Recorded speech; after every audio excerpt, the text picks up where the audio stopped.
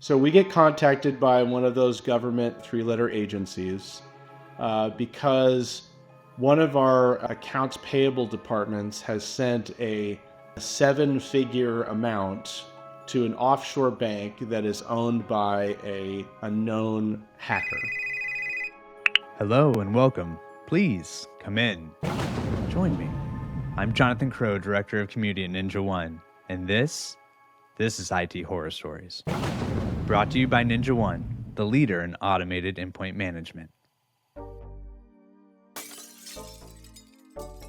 Hey everyone, and welcome to the show. I am your host, Jonathan Crow, and I'm very pleased to have with me as our guest in IT Horror Stories, Andrew Wilder. He's the Chief Security Officer at Vetcor. Andrew, thank you for being brave and joining us. It's a pleasure. I'm looking forward to reliving some of my horror stories with you, Jonathan. So let's do it. I love it. I love that mindset. You can't wait to revisit those horrible moments. Well, let's definitely do that. Before we do, though, we always like to get a feel for our guests, right? Where our audience, we want to care about our heroes, our protagonists who are about to go through these terrible circumstances. Give us some context about where you're at and how long you've been working in IT. Currently the Chief Security Officer at Vetcor, as you said. Vetcor is a veterinary consolidation company. We own about 1,000 veterinary hospitals in North America. They never had a CISO before. I joined as their first CISO in September of last year, built the team out from 0 to 8 people over the last 9 months or so. And it's the best job that I've ever had. Great company, great leadership. Everybody they work with is a partner and trying to help us, do things together. So it's a wonderful place to be at. I'm very, very happy with where I'm at. I also have the distinct pleasure to get to tell recruiters all the time when they reach out that I'm not interested. I'd be happy to connect them to other people in my network, but I'm perfectly happy where I'm at. So that's a wonderful thing to say. I feel like that's a great goal to have. That's a very good life goal. If you can get to that spot, kudos to you too. Absolutely. And you get to work on securing, of course, you're dealing with people, you're dealing with the veterinarians themselves, but you're also, in a way, you're servicing and securing the types of end users everyone would really love to have, and that's dogs, cats, animals. That's right. We're protecting the pet data too. So in terms of my history, I'm going to ask you a question, Jonathan. Sure. Did you ever watch that TV show called The Office? Of course. Okay. So my story starts not unlike Dunder Mifflin. I worked in a paper company in San Diego right out of school, and I was actually a customer service rep at a paper company. But because it was a small company, I did everything. I did inventory, I did marketing and sales, I did finance, I did the whole thing. In fact, when we get really busy, I'd go out in the warehouse and drive the forklift and pick pallets and put them on the truck. Wow. So I knew this whole business from beginning to end. And one day the owner comes to me and he says, "Hey, Andrew, we're going to replace our old mainframe system with Windows servers and Windows workstations." And I said, "Awesome. That sounds a great idea." He said, "You're the youngest guy, so you get to do it." I said, "Okay." So I did it. I worked nights and weekends for about 3 months to do all the data conversion by hand. One day we go live with this new system and things are breaking and I'm fixing them on the fly. And it just feels amazing to me. So I have this moment of clarity very early in my career. And I realized maybe I should do this IT thing as a career. So I save up some vacation time. I save up some money and I go and do one of these Microsoft boot camps in Chicago in the winter. A guy from San Diego, that's pretty rough. It's 2 weeks and there's 7 exams. And if you pass all 7 exams at the end, you are an MCSE. And so that launched my IT career. And I put my resume out all over the country. I got picked up by HP doing a contract for cybersecurity for Bank of America in Atlanta, Georgia. And the rest, as they say, is history. That started my consulting career. Then one of the companies that I consulted for was Nestle. I was there for 18 years. When I left Nestle, I was the regional CISO of Americas, Asia, and Europe. Didn't sleep very much, had a big team around the world, traveled a lot. And then since then, I've been a CISO 3 times. And as I said, currently at Vetcor. So that's been my history. Wow, that's amazing. Thank you so much for sharing that. It's funny to think about if, you had really taken to that forklift driving where you would be instead. There's actually a nonprofit group that I work with called Cyber Up that helps take people who are mid-career, gives them free cyber training, and then places them as apprentices. And every once in a while, I get the opportunity to go and speak to one of the training cohorts. And one of the guys in the thing gave feedback afterwards, and he says, "I'm a forklift operator right now, and I'm getting into cybersecurity, so I'm going to be just like you." I was like, man, I'm glad I can inspire with that story. That's helpful. That's fantastic. I arrived at Ninja One through a path that involved paper. I used to work for a book publisher, Okay. actually. Some very fortuitous changes where I ended up in tech, and I'm so glad and feel so lucky that I did. So that's fantastic that you're helping other people do that. All right. Well, enough of the good, fluffy, happy stuff. Let's talk Let's get about to the horror. That's right. That's what the people are here for. Let's give them what they want. Okay, so I understand we're going to be talking about two different stories, and they have a through line. What ties these two stories together is you get a visit or a call from a certain organization that you really never want to hear from. Yes. Well, you want to establish relationships with them ahead of time, but getting that phone call is kind of a dread. But I'll tell you what, for me, the horror is a little bit exciting. Like this is, when you talk to the CEO and they're like, "Why are you so excited?" Hey, this is what you hired me for, right? Right. This is what I'm here to do. This is where I shine. So Absolutely. it's kind of interesting when you get that phone call. Well, yeah, I mean the fact that you said, you're not a one-time CISO, you've come back to it. So there must be something in there that's drawing you to this. Paint the picture for us. What's the setting like? What phase of your career is it? Yeah. What does it look like before things start going wrong? So I'm phase of my career. I would say phase two. Phase one was kind of my early leadership journey, and phase two was maybe leaders of leaders, and really I think or I hope develop some level of maturity and calmness in these kind of crazy situations. So we get contacted by one of those government three-letter agencies because one of our accounts payable departments has sent a seven-figure amount to an offshore bank that is owned by a known hacker. So, actually, our finance team works with them to kind of claw back that money. And the good news of this story is they were able to get the money back. But we start to do, of course, the due diligence on our side to figure out how did this thing happen in the first place. And for me at the time, this was definitely the most interesting attack scenario that I had ever heard of. What we'd seen at the time, and this is after the days of WannaCry and NotPetya and things like that, that were kind of malware worms that spread everywhere and caused a lot of chaos. This was much more organized, higher level thought that went into this. And what we found is at the time when we get phishing emails, people would pwn someone's user account and they would use that account to send more phishing emails to try and basically steal credentials and get people to click on things and maybe load malware or something like that. In this case, a completely different scenario. So a user email got pwned at least 6 months, if not longer, before this wire transfer was sent. And instead of using that compromised account to send a bunch more phishing emails internally or externally, they used the access of that account to start to do research on the company. And again, we had never seen this before. Now, I would say today it's a little bit more commonplace, but at the time, like you couldn't even read articles about people doing this. Like we tried to find other cases, and this was kind of new.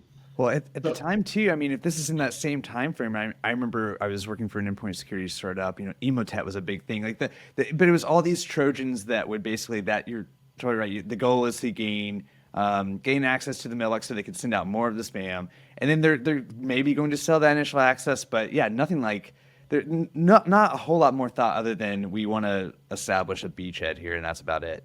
what they ended up doing is they got onto the SharePoint of the accounts payable team and they were reading, and we found this later, they were reading the processes. They were looking at the documents that showed the standard operating procedures and they saw the approvals going through. And so they knew exactly the nomenclature that was used, the kind of the tone of the emails, everything to make it happen. And there was a phrase I remember that the guy used. He said, like, this one is green lighted to go through, or something like that, which is not a phrase that I think a hacker would normally use. But they saw that happen so many times in the approval chain that they said they used that exact phrase and the people sent it through. Now, today, when you think about financial fraud, of course, you think about, if anyone ever by email asks you to change their bank account information, you always do a phone call, you always follow up with a known resource or whatever, because a lot of times it may not be your organization that's been compromised. It can be your vendors or your customers' organization that is compromised, and they're trying to get you to change something. So it's not on you, it's more on them. And what we did, I think one of the important things that we think about when we do incident response is a really strong after action review. So we went deep in this. We involved the legal team, we involved the financial team, of course, we involved internal audit and the cybersecurity team. And there was a lot of kind of quick reactions to this, like, we should reset everybody's password. Well, that's not going to fix anything. We had to push back on the idea of resetting everybody's password, because that's going to give a false sense of security. Now, it's fine to reset the credentials of all of the people that were impacted by this. Sure. But resetting everyone in the company's password, not only would it cause total chaos, but it wouldn't really solve anything. What we ended up doing is really two sides of this. So we put a number of different controls on the financial side, process controls, where if someone asks you to change a bank account, you make phone calls, all that kind of stuff. And then we started to look at controls on the cybersecurity side, and the biggest one being phishing resistant MFA. So again, at the time, MFA was not really standard for everybody. Maybe if you were in a tech company, you'd have it, but for large enterprises and stuff like that, you would not have. Not everybody was having phishing resistant MFA at that point. You were mentioning that this isn't the sort of thing that you were really seeing a lot of anywhere, and it strikes me as that, compared to the ransomware situations we hear about, or some other attacks that are more kind of smash and grab, right? Like, you were involved in, you got your pocket picked, there's a crime like that, but this is something more insidious, right? You find out that someone has been in your house for 6 months. I mean, I imagine that is a completely different type of feeling than Absolutely. we just got. Yeah. You feel violated, right? Because it's one thing to stop the smash and grab, but for someone to sit in there for so long. And the first question that I had, which I'm sure a lot of our peers would have too, is how many other areas is this happening in, right? How many other accounts do I have that are compromised? How do I fix that? So it's really about putting that phishing resistant MFA in place and then forcing all of your accounts to kind of re-authenticate, because at that point, you don't know how many times you have this. And there's a number of solutions, specifically in the email security space, that will retroactively look at rules that are in place. One of the things an attacker will do in this situation is they'll create a bunch of Outlook rules that will cover all of their tracks, allow them to do things with the account, but not allow the account owner to see it. And then another thing you need to look at in this scenario is the idea of active accounts versus dormant accounts. The golden ticket for an attacker is to take over a dormant account. And the reason is, if you get compromised and your email account starts sending weird spam or phishing, you're going to call somebody and say, hey, there's something wrong with my account. But if you have left the organization and I compromise your account, there's no you on the other end to say, hey, I'm doing something weird. It's a real boon for them. So we started to look at, how do we make sure that the accounts are getting cleaned up, not just through automated HR actions, but we do kind of other sweeps to make sure of that. And of course, as I said, I'm going to keep saying it again, is putting phishing resistant MFA in place, because, and there's ways to get by that too, but a lot less than just being able to compromise someone's username and password. Now all eyes are on you, basically. And there's this initial, especially after that, learning that, okay, they may have access to what they could have access to anything, you know? And there was that initial reaction, we need to reset everything. It's kind of like, I think about aliens and the quote, like, you know, only way to be sure, nuke it from our orbit. And you can understand that, right? But you're also having to balance that with well, we have to maintain, we have to continue functioning as a business. And so I'm Yep. just kind of curious how that, that you worked that stuff out and how those conversations kind of looked. So cybersecurity, the entire function exists because business exists, right? We are here to serve the business, to make them operate, to allow them to operate in a safe and secure way. And really, my role as a CISO is a cybersecurity subject matter expert to the C-suite and to the board. And when they want to do things, it's for me to say, hey, here's my recommendation for what to do, or here are three flavors of things that we can do based on your risk appetite. Now, if the business really desires to reset everyone's password, I can explain why I think that's a bad idea. But in the end, I will go and execute whatever they want to do based on their risk appetite. But in this case, I said, look, the only accounts that were compromised were in this specific finance group. Let's reset all of their credentials, but the business impact of resetting another 29,000 people's passwords is not gonna really help. It's just gonna cause a bunch of chaos and problems that everybody's gonna have to work to clean up. So, You know, MFA is a pretty well established, of course. I mean, but lest we forget, it wasn't that long ago that no one really wanted to do it. I mean, you're constantly having to fight that battle, right? yeah. And you kind of mentioned at the top here that as a CISO, okay, yes, these events are something you don't want these things to happen, obviously. At the same time, it's what you're there for. You kind of thrive in the scenario. And I imagine too, I don't know if MFA was something you were pushing before this at all, but if you were, now you have a clear check to do it, right? I mean, they're never let a crisis go to waste, I guess is one way Yes, to I put was it. just going to say that, Jonathan. I was just going to say that. Sorry, I That's stole your exactly thunder it. there. So utilize those crises, utilize those bad audits to be able to do the things that you've been wanting to do and haven't been able to do. And you're absolutely right. The CEO of this business unit became the greatest advocate that we had for implementing phishing resistant MFA throughout the enterprise. And that business unit, you know, did it faster and better than anybody else because we had that kind of top down support to say this is really important that we need to do this. So I think we can move on to the next story if you want to, Andrew. All right, I'm ready. I'm ready. All Keep the right. So horror coming, this one Jonathan. comes to the conclusion the organization is better off afterwards, more secure. You're able to lessons learned and everything. You get another call. Yeah. So this one actually has a 6 months before part of the story as well. So we get notified by our EDR solution that we have an active attacker in our network. They have gotten onto a server. They're running commands to, search the network and download usernames and credentials and all that kind of stuff. So we quarantine the device.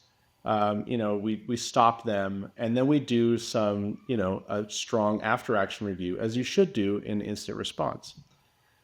And what we find is that this device is it's owned by us, but it's run by a third party who is doing some financial work, financial automation work for our company. And in researching the company, we realized that they are very, very lax on cybersecurity. They don't take it seriously at all. And it's clear that that these bad cyber hygiene practices have allowed other people to get in and compromise their stuff. So I don't know if it was an insider threat thing or if someone compromised them. But it was one of those two things, and somebody was able to get in.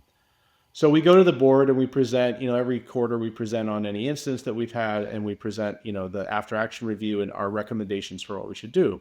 So what's your recommendation in this case? And I said, we should immediately stop doing business with this company. We should find another company that can do this financial automation for us that takes cybersecurity seriously, and we'll vet them ahead of time. Now, we did have like a third party risk process, but this company had come in before we established that process. And there wasn't really appetite to go retroactively third-party risk assess every one of the 10,000 vendors that we had. Sure. So this is something you're going to find out as you move forward. So 6 months later, our favorite friends at the three-letter agency call us again. They have discovered on the dark web for sale credentials to get into our environment. And they can't help us anymore, except they can give us these like 2 screenshots of what they found on the dark web. So another incident is raised. We do our due diligence. We find out, guess where those credentials came from? The same company. So they had like an AWS server with an open RDP port with very easy credentials. And once you got into that server, they then had a file on the desktop that had their credentials to get into our system, which they were using, very similar to what they had done before, even with all the additional controls and things that we had put in place after the first incident. And we made them do a bunch of cybersecurity stuff and jump through hoops and stuff, but it didn't really work that well. So needless to say, we go back to the board and we have a very similar discussion. And they say, "What's your recommendation?" And I say, I actually pulled in the same after action review that I had shown them 6 months before, and I said, "This is still my recommendation that we stop doing business with this company, and I hope we'll take it seriously this time."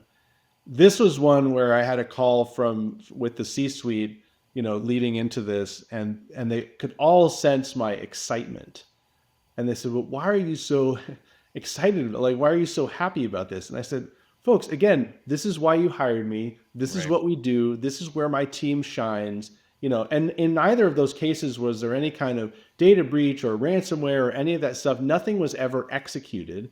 And we did hire a forensics firm to go look on the dark web and try and find these credentials for sale or see if anything else was for sale. Of course, they couldn't find anything. Intelligence is hard to do, and it's hard to find stuff. You're lucky if you find stuff sometimes. But anyway, that's the second story of our friends. And one thing I would say this has taught me, and it's something that I share with a lot of my peers, is it's very important to establish those relationships with your government three-letter agencies, your local law enforcement, before these things happen. Because if you know them and you're, I don't know if I would say friends with them, but if you know them and you have those contacts in place already, it makes things a lot easier when they reach out to you for the first time.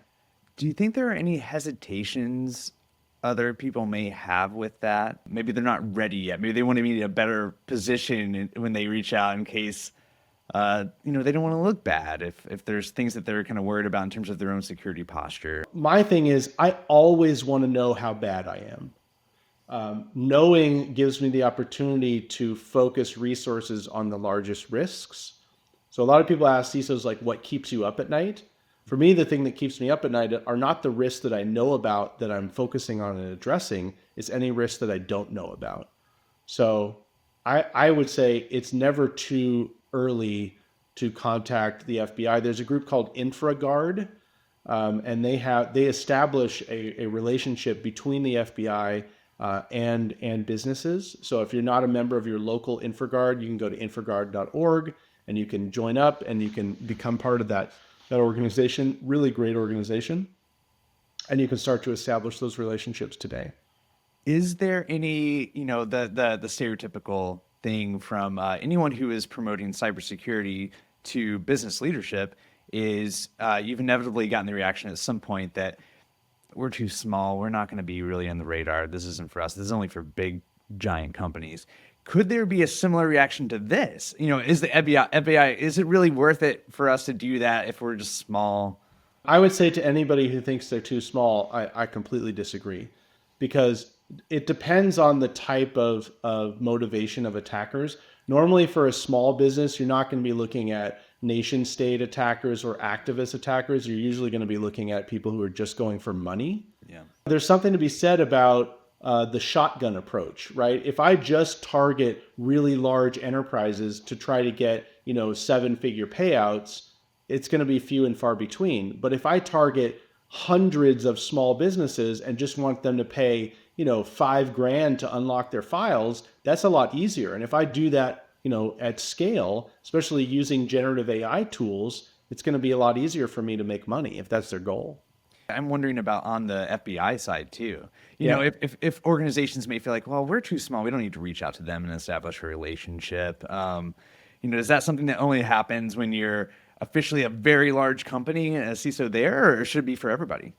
I would say it should be for everybody. I mean, there may be a size at which the FBI is not really concerned about it, I would say, but I think anytime they see something or they find something, the other great thing about these organizations is there's a lot of information sharing that goes on.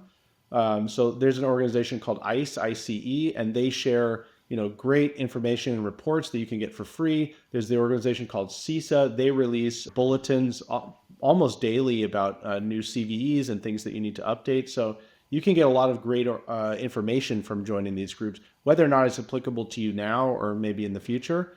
Establishing those relationships to me is never too early. This is what you're preparing for. And so Absolutely. when it does happen, you get that rush. But then, the constant. There must be a thing in the back of your mind too of for a lot of folks. You're just preparing. And you're never really going to know. I mean, it's not going to be announced. It's going to happen one time, and you can't really predict it. Yeah, you need to be prepared for when it happens. Yeah. And what better time to, create your instant response plan and establish those key relationships and all of those things now than when you're in the middle of a crisis. Absolutely. I think they both also speak to the broader scope of, in some cases, I think with IT and security, there's a lot of the security controls and diving into how some of these attacks work. You can address a lot of it with purely just the tech, right? And Yep. focusing on those controls. But I think in both of these cases, you're also talking about processes and procedures. You're talking about working with accounting and in other cases, you're relying on other vendors who are outside of your organization. I mean, countless amount of major cyber attacks we've seen. Well, it was the third party vendor that did that, and so you're working with people, right? Yep. So anything that you would recommend on that side of things for people who you're passionate about the technology and finding these solutions in that way, but at the end of the day you're operating in a real world with real people and you're trying to make change that way. Yep. So I think what you have to do, one of my favorite things is your best intelligence is your own intelligence. So first thing I would look at is what has happened to you and your organization in the past. And then using that information and doing very strong after action reviews of those incidents, what are the controls that you need to put in place? Now, if I was talking to someone who is vanilla, who's never gone through this before, I would say probably three things. The first one is you need phishing resistant MFA for everyone in your organization. The second thing I would look at is your perimeter. So if you have, if you bought your firewall at Best Buy, probably not a good spot to be in, right? Making sure your default credentials are there, that you've locked down your perimeter in some way. And there's a lot of free services that you can get that will scan you externally and see if there's any open holes or ports or whatever. So cleaning that up. And the third thing that I would look at, because a lot of these things come in through phishing email, is looking at kind of context aware email security. So not just I sent you a bad attachment or a bad link or from a bad address, but like, hey, Jonathan, I'd like to change my bank account for this next payment. That kind of contextual aware that it says, something seems weird about this. You should go validate this. So I think all three of those things are the things that I would kind of start with by default. And those will help you to address the majority of those kind of entry controls. And then you can start to look further down the attack chain and other things you might want to do. I think those are great.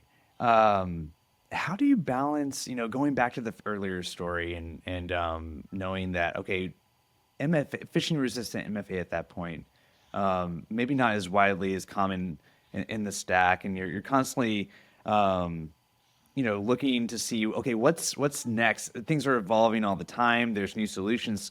Attackers are getting better. It's the cat and mouse game. Solutions are getting better. We need to stay up to date and go for newer things. How often are you kind of revisiting your solutions? And then, particularly now, the context aware comment makes me think about all the claims and hype around AI and everything too. How often do you review things? And then when you are kind of reviewing what's new out there, the new hotness, how do you try to navigate, I guess, the hype cycle of things? Great questions. So I like that you called it the new hotness. Obviously, AI is going to impact both sides of the equation.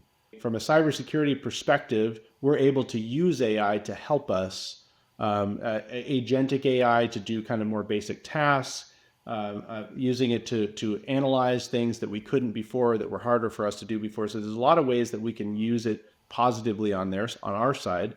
But on the attacker side, there's certainly a lot of ways that they can use it. One example that's great is phishing emails.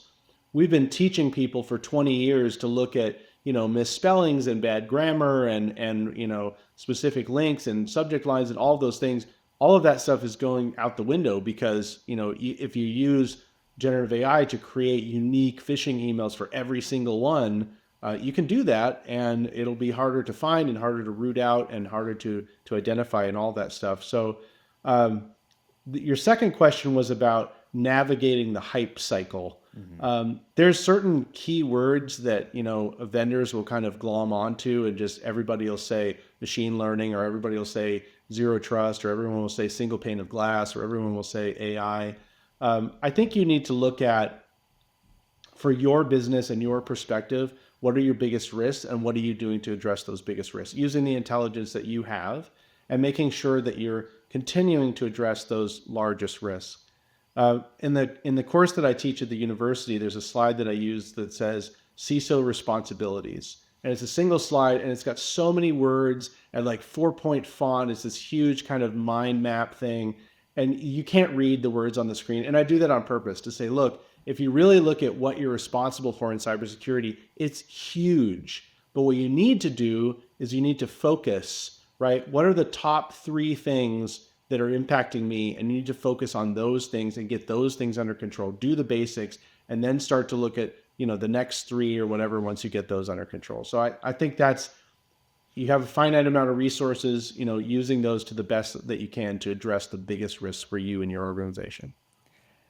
There's the hype cycle, the new hotness hype that's coming outside from vendors, and then of course you're trying to get the attention of leadership too, and you're giving your recommendations. Here's what we need to focus on, our priorities, and then they're of course reacting to that. How do you balance the whole? You don't want to be Chicken Little, for example, right? But also there's cases where you really do. I mean, you need to get their attention. You need to make them feel the urgency around it. After these 2 scenarios, you get that buy-in because they see this is real. But what about for folks who they don't have leadership who have gone through a real scare like one of these? Yeah, I think the best thing that you can do here is really kind of organizational change management and leading change upwards, influencing change. And one of the best ways to do that is by establishing relationships with the key stakeholders and sharing with them the ideas that you have about what you're going to do one-on-one, getting their feedback.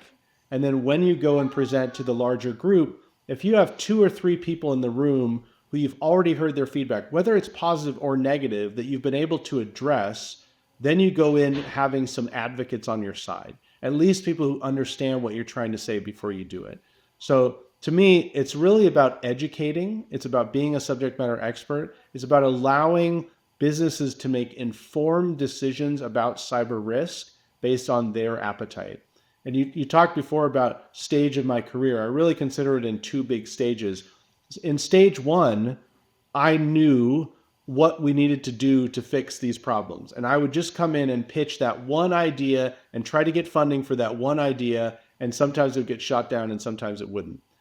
And I realized after a while, like, that is not my role. My role is not to go and tell you, here's what to do. My role is to tell you, here's a risk. Here's a few different ways that we can address it, and which one do you want to do? And I'll be happy to do whatever one you want to do.